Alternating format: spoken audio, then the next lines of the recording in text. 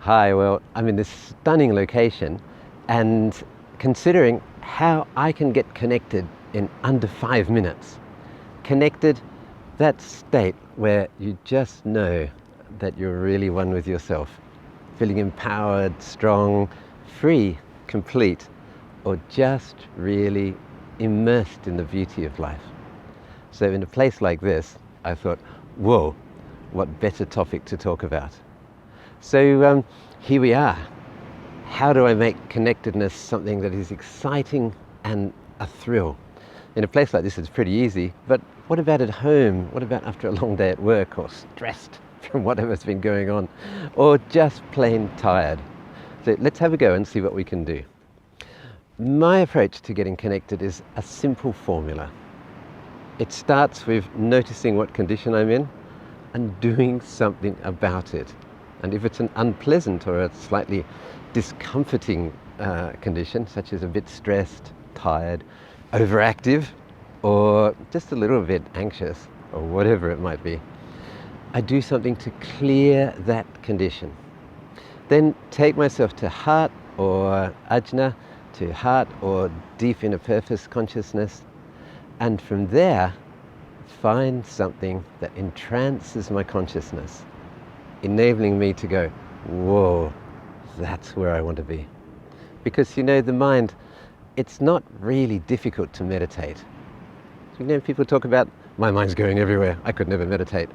Actually, that's not really the problem. The problem is not meditating. The problem is getting your mind interested in something. Because actually, it's your mind's nature to be focused like this on whatever you're interested in. So the key question here is how to find something that is interesting to my mind. And if that's something subtle, like my inner connection or my longer term goals and dreams, then I'd better do something to get my mind to the point where it's less interested in all the other chaos and more interested in my great goal.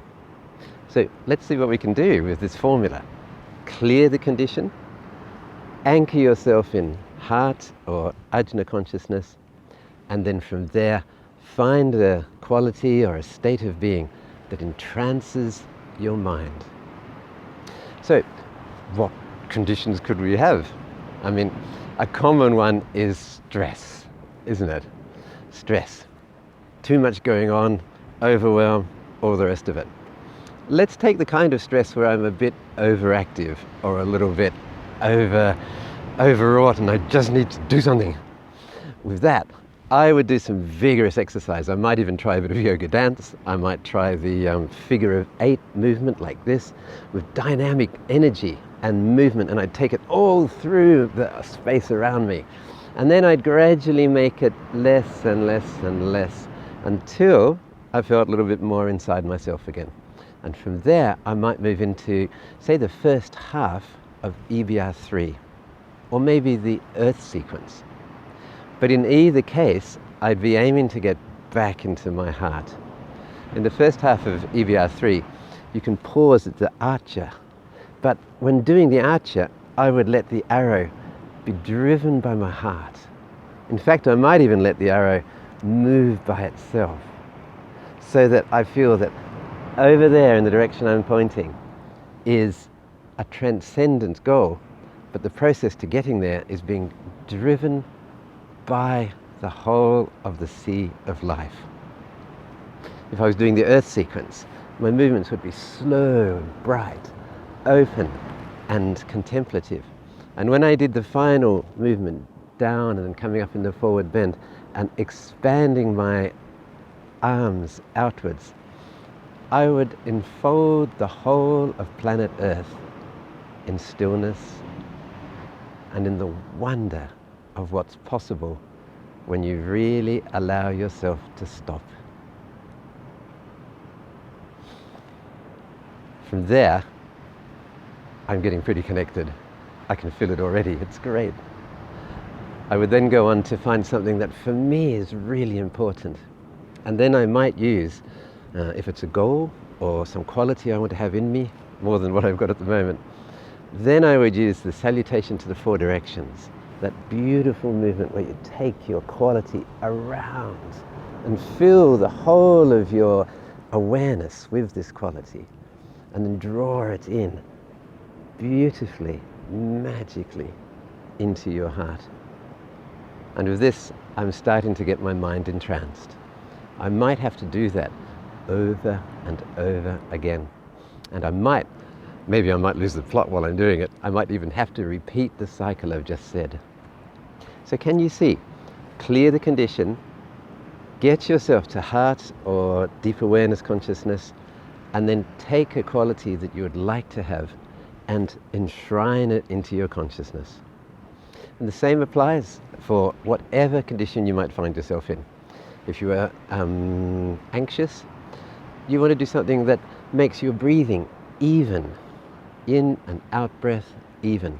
What's the great secret to harmonizing yourself when you're feeling a bit anxious or a little bit frightened of life? You could do that with the breath of Arjuna, or even with the earth sequence, or so many of Drew's connecting, opening, expanding breaths. If you're tired, what then? Well, if you're tired, a little bit of what I'm saying would get you going, and that's great. But if that's not enough, then you're tired. You need to rest. You shouldn't be doing movement. You should be doing some resting. Go to sleep. I hope that doesn't sound silly, but you know, we are stressed athletes in a way, and we overdo ourselves over and over again and forget that our body needs some rest. So when you need rest, please do it. It just makes such a big difference. And after you've rested, then maybe you can sit up, and you might find you're already close to the point of connectedness. Most of what I've been saying can indeed be done in 5 minutes. Most of what I've been saying is something that can take you to the very essence of who you are. Left, right, female, male, sun, moon, all together, ready to go on to who you really are, connected. And so the next big question is, what will you do with that connectedness? Where will it take you? To what dream will it magnetize you? What healing will it bring into you? What gift of compassion and love will you offer to the world around you? And you know what? When it comes to that moment, I think you'll know yourself. Have a beautiful time discovering the power of your own inner connectedness.